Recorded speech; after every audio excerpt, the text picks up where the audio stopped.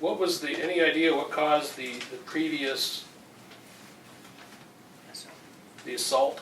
No, I'm not familiar. We haven't seen those, records in comparison, or don't know the testimony that went on that one. Do you know the extent of injuries or anything like that? I see it's an assault inflicting serious injury, so it is a more serious assault charge, but... I don't know a lot of details. I mean, we haven't gotten into that case file, and that's, like I said, we got a lot of work to do. We wanted to get the person we thought was a suspect off the street, and we're really starting our work today. Can you talk any more about a motive here? What else can you share with us about a motive? We, it's a tough to call at this time. We got to go back to the home. The crime scene is still secure. That there are things we need to look for to see why this escalated.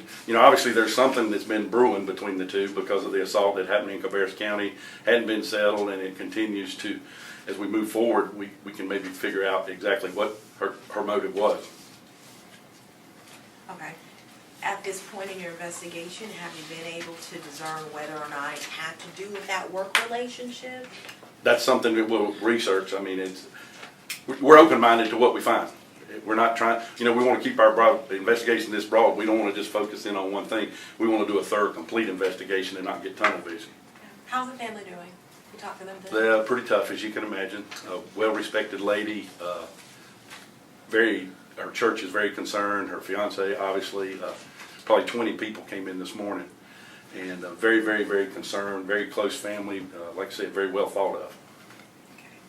Okay. Can you name that company again for me? Tuscarora Yarns. Tuscarora. What do they do?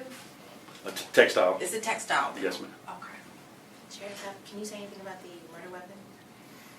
Still, we don't have an autopsy. We don't have an actual cause of death, but we'll hopefully know today about that. Because it might not. Just depends on the ME. We've sent them. Unfortunately, we've been busy in other counties as well, so they're swamped right now. I apologize if somebody already asked this, but I read a stab wound. Were there several stab wounds or just one? Let's put it this way: there was more than one, and the autopsy will determine that. Obviously, we don't. We let them do that part of the investigation for us. Can you comment on the restraining order here? I'm not familiar. I presume it's a 50C. That's what would be the appropriate paperwork here. My understanding is it has expired, I believe.